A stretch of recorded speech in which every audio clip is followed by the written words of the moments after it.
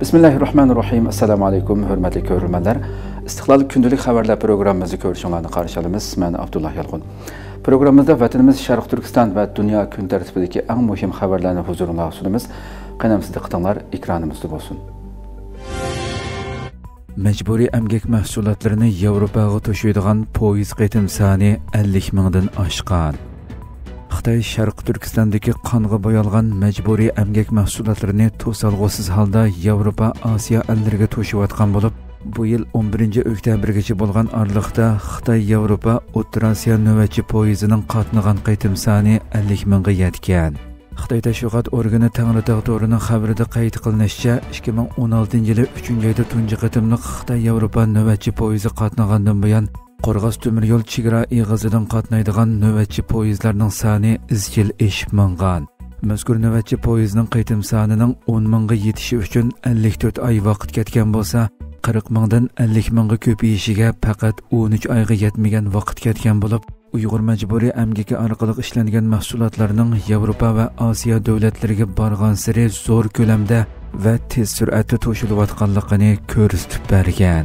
Xitoy Yevropa navbatchi poyezining bu yil Qo'rg'as eg'izi orqali ishga oshirgan yuk to'shish miqdori 4 million tonnaga yetib, bulturqidan 18% oshgan.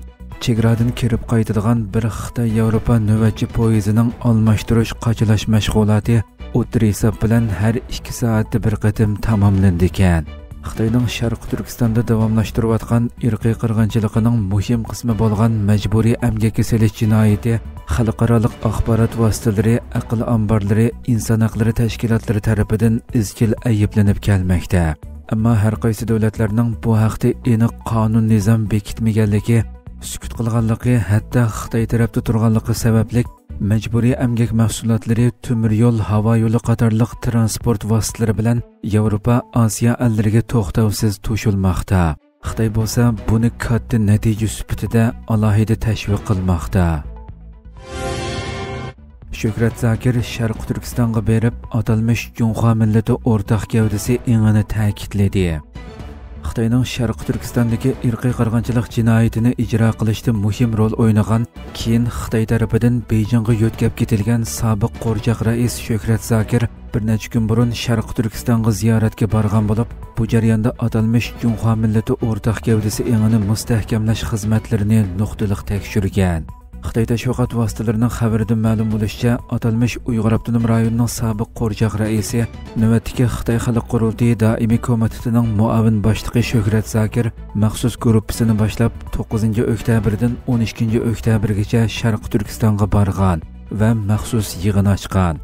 Shuhrat Zakir yig'inda atalmish Uyg'ur avtonom rayonlik hukumatning atalmish Junxo millati o'rtaq gavdasi engini mustahkamlash, Junxo millati o'rtaq gavdasi qurilishini olg'a siljitish haqidagi natijalarini to'liq muayyanlashtiradiganligi, bundan keyin Shi Jinpingning alohida buyruqlarini umumyuzlik izchillashtirish kerakligi, Xitoy an'anaviy madaniyati va qizil genni ma'arif, turmush qatorliq har qaysi sohalarga singdirish va kuchlik tashviq qilish kerakligi haqida jor solgan.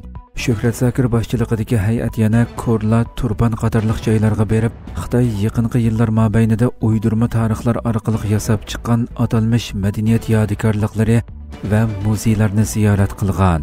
Sobiq qo'rjaq rais Shuhrat Zakir 2014-yilning oxiri Nurbakrining o'rniga muvaqqat rais bo'lib tayinlangan bo'lib, 2015-yilning beshida rasmiy rais bo'lib vazifaga o'ltirgan edi.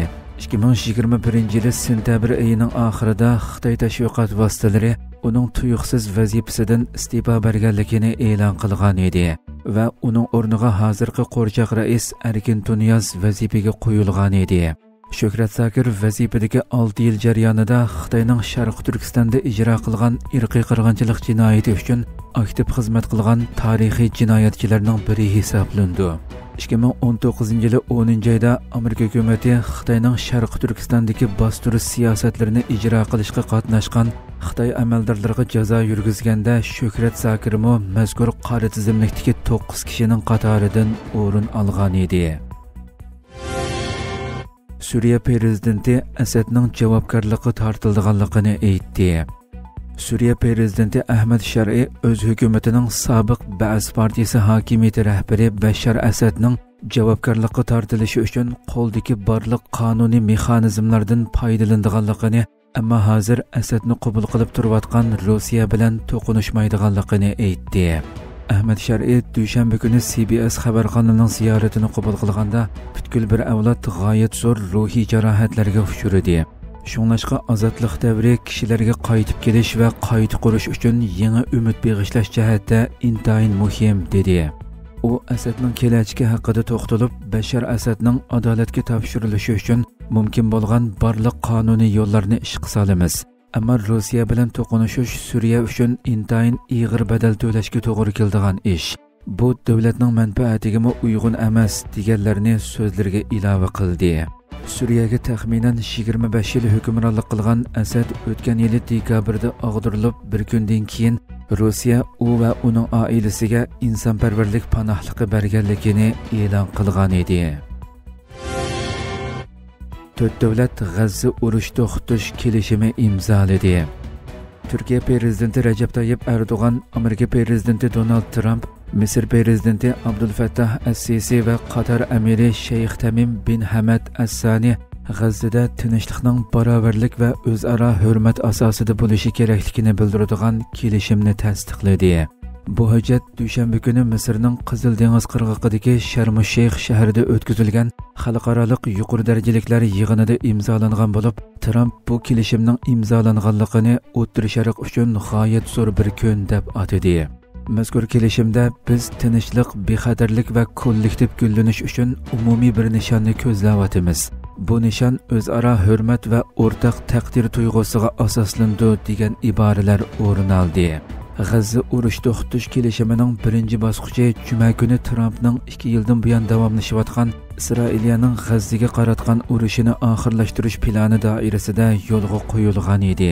Dushanba kuni atiganda Hamasning G'azzada tutib turgan 20 nafar Isroiliyalik asirni qo'yib berishidan keyin Isroiliya turmalarida tutib turilayotgan falastinliklar qo'yib berilishga boshlangan edi. Hurmatli ko'ruvchilar, shuna qilib bugungi xabarlarimiz mushada oxirlashdi. Inshaalloh atigi programmamizni ko'rishguncha omon bo'linglar. Assalomu alaykum va rahmatulloh.